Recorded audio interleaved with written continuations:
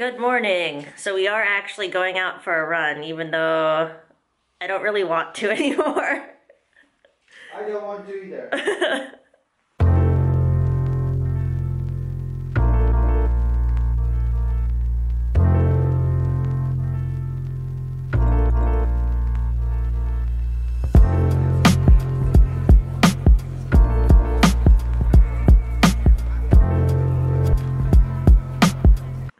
It's cold, and it is late though. It's like 10:30.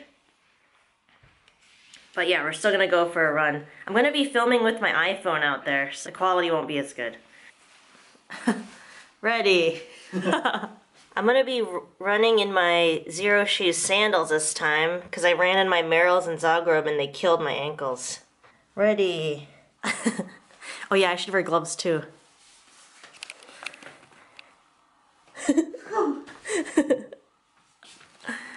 It's called. Are we just gonna start running? Yeah. Okay. I think it's snowing a little. Let's go. Fine. Yeah, the sandals are making me like not heel strike. I wonder if this has image stabilization. I don't know. Yeah, you can't really heel strike with those because it hurts.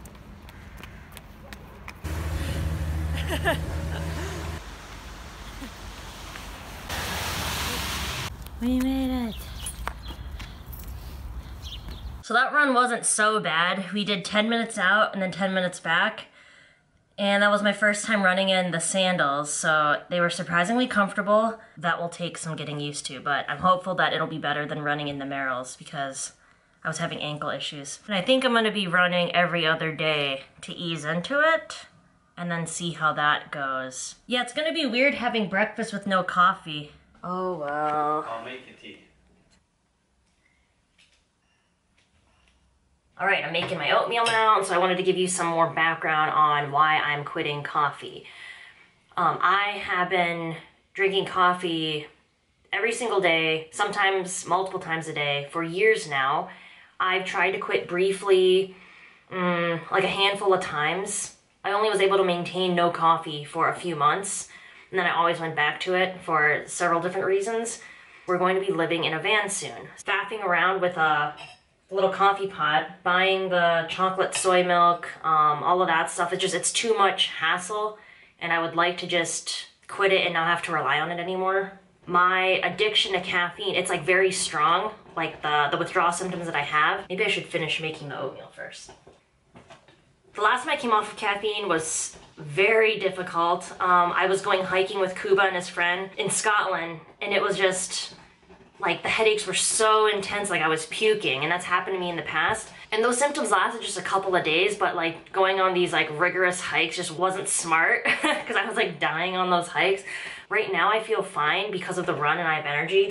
The real test is gonna be later in the day because normally I would have coffee now, so we'll just see how that goes. Smoothie time.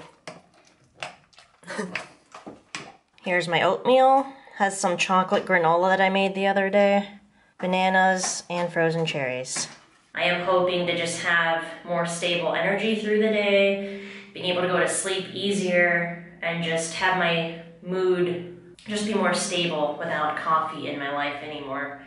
Because I'm very sensitive to caffeine, like just having one latte a day is like, yeah, it's a lot of caffeine for me. So, and it's like 1:30 right now, and I'm starting to feel weird. But anyways, okay, I'm gonna answer these questions that y'all have asked me. First one from Julie.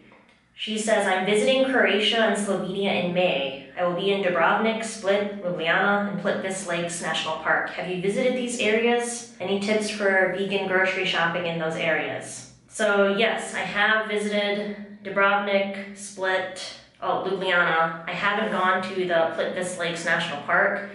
I visited those other cities the first time I was in Croatia. So I spent a few days in Dubrovnik.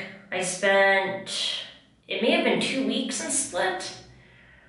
And Ljubljana, I was there for a week. So I have a Croatia playlist and a Slovenia playlist where you can see what it was like there. Those videos were primarily dealing with like raw veganism because I was raw at that time. But you can see what it's like there. And as far as grocery shopping, they all have just like standard supermarkets there and then markets too, like fresh produce markets. So if you're a vegan, if you just stick to the supermarket chains and the markets, you won't have any issues finding vegan food.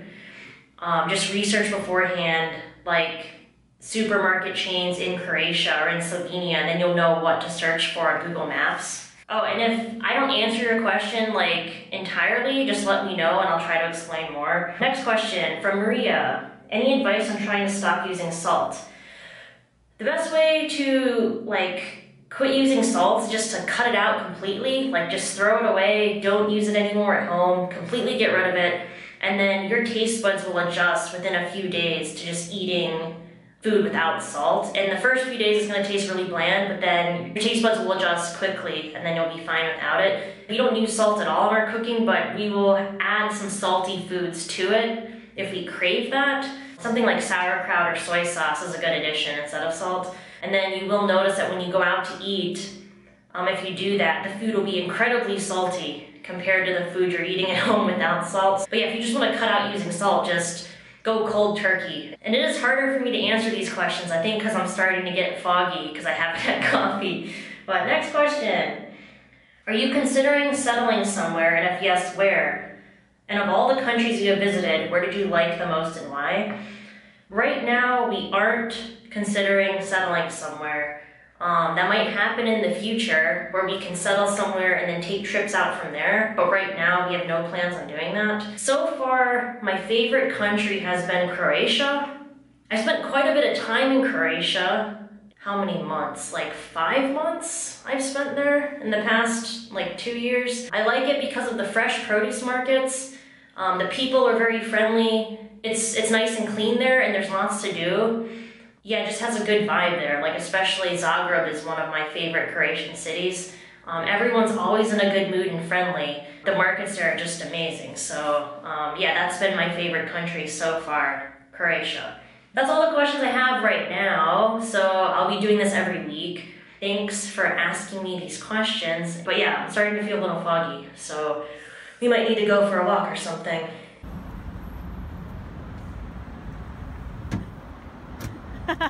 Okay. So we just had our lunch. It's around 4 o'clock. And I feel like it's time for a nap. And I can't remember the last time I took a nap. I don't have a headache, but my head's really foggy. And I don't have any energy today. So I took an hour nap. And now it's time for some herbal tea. This is just fruits.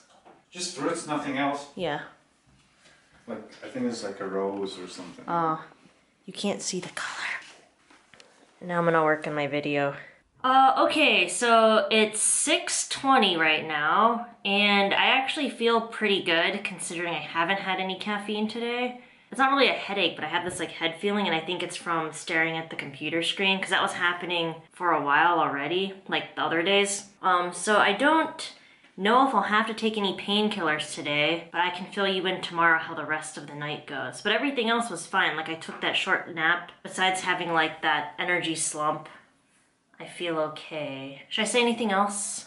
What else? And if I didn't answer your question in this video, I will answer it in an upcoming video. I'm going to be doing these Q&A themed videos every week. So I will get to your question. I have a list of them in a note. Oh, if you're quitting coffee too, let me know in the comments, like what are some strategies that you're using? I know some people wean off the caffeine, but I can't do that, it just doesn't work for me. So let me know, and then we can support each other on quitting coffee. There's a lot of people trying to quit coffee, actually.